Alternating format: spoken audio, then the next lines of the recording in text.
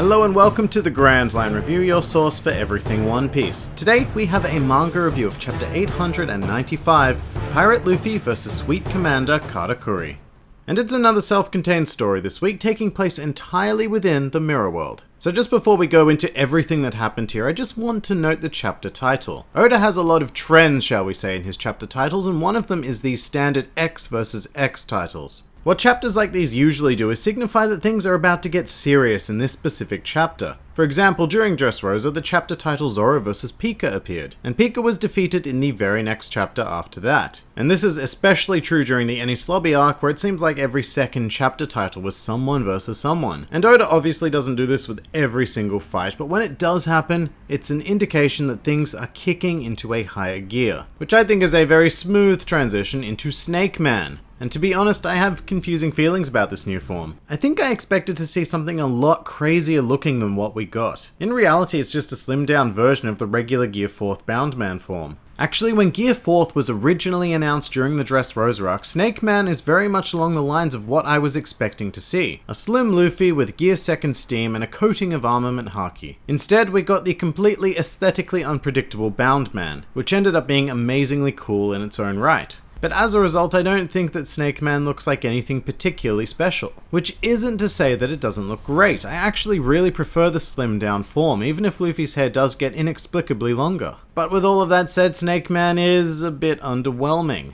As far as I can see, there's nothing he can actually do in this form that he couldn't achieve with Boundman. Everything's just faster and more focused on the snake-like attacks. I'm assuming it's also less powerful than Boundman, otherwise there's no real point at this stage to not be using Snake Man at all times from here on out. I don't know though, on the one hand I like that Luffy has simply adapted his standard form to be more effective in this particular situation, but at the same time I really wanted to see something that stood out and redefined Luffy's abilities. Like I said, I have very confusing feelings in regards to Snake Man. However, what I am in no way confused about is just how amazing the Snake Man attacks were drawn in this chapter. My god, like you would think that a whole nother chapter focusing on the Mirror World events might be narrowing the scope a bit too much, and even risk becoming stale, but the action absolutely defines this chapter. You can take all of the words out of it and it is still fantastic. The care taken with drawing each individual panel really effectively conveys the sheer speed and unpredictable nature of Snake Man. It's just so damn good, and I'm terrified that the anime will ruin it when they eventually get around to covering it, probably about a year or so from now.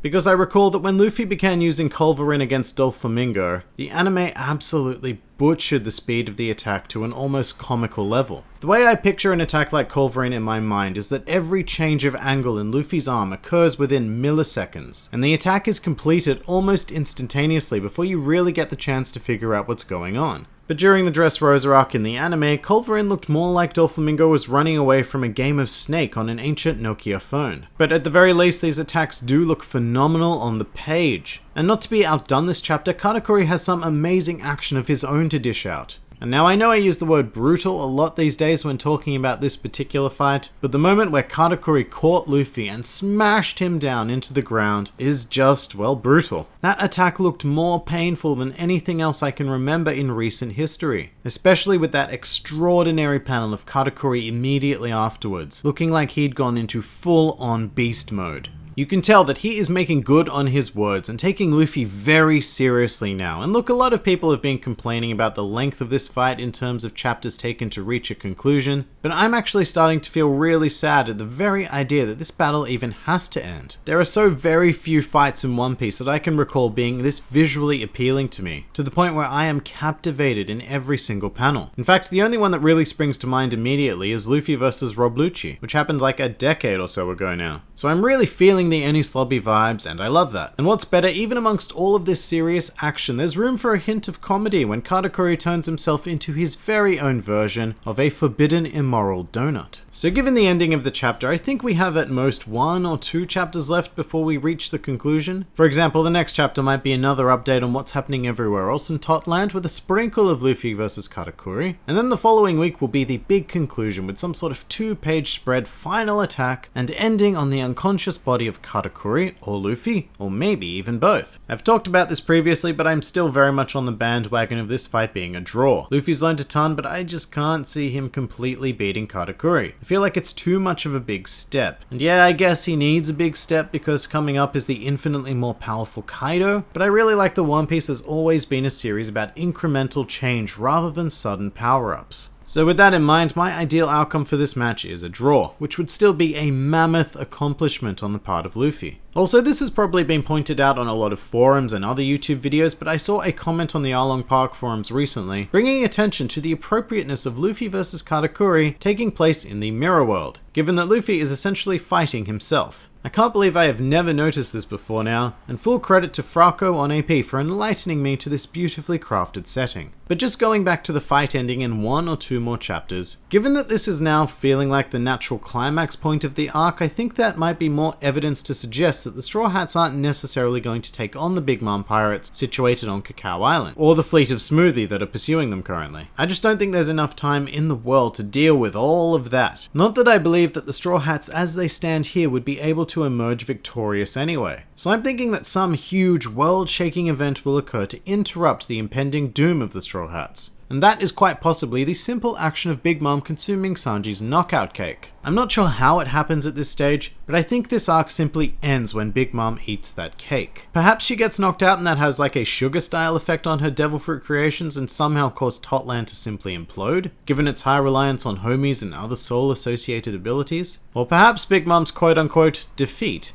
will be so shocking that all of the residents of Totland will simply lose the will to fight, allowing the Straw Hats to escape. But here's another theory. There's an ongoing idea in the Whole Cake Island arc regarding the dissatisfaction of the Charlotte siblings with their childhoods and existence serving under Big Mom. So perhaps when she gets knocked out, this will become an opportunity to rejoice and seize power for those who are sick of living to serve Big Mom's every whim. Very much like Captain Morgan's defeat in early One Piece. You would have expected the Marines would want to capture Luffy and Zoro afterwards to bring them to justice. However, they all just celebrated and allowed the pirates to escape. I'm not saying that all of the Charlotte kids would rejoice. For example, I believe that prominent characters like Oven, Daifuku, and Perospero would still be fiercely loyal, but for the other less celebrated Charlotte siblings, this is a once-in-a-lifetime chance. So maybe we'll have a good old-fashioned mutiny and Totland will actually become a nice place to live, possibly under the rule of, say, Charlotte Katakuri, a guy who seems more and more likely to abandon his traditional familial duties for the sake of something greater.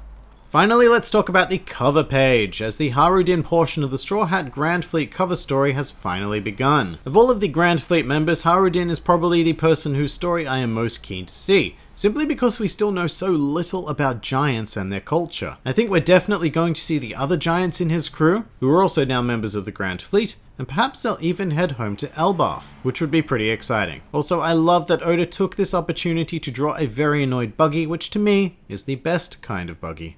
But I'm afraid that pretty much does it for chapter 895. I also have the unfortunate task of reporting that One Piece will be on break next week, so yes, we will have to wait that little bit longer to see the conclusion of Whole Cake Island. If you enjoyed this video, then feel free to like, favorite, or subscribe, and please do comment with your thoughts on the chapter. This has been the Grand Line Review, and I'll see you next time.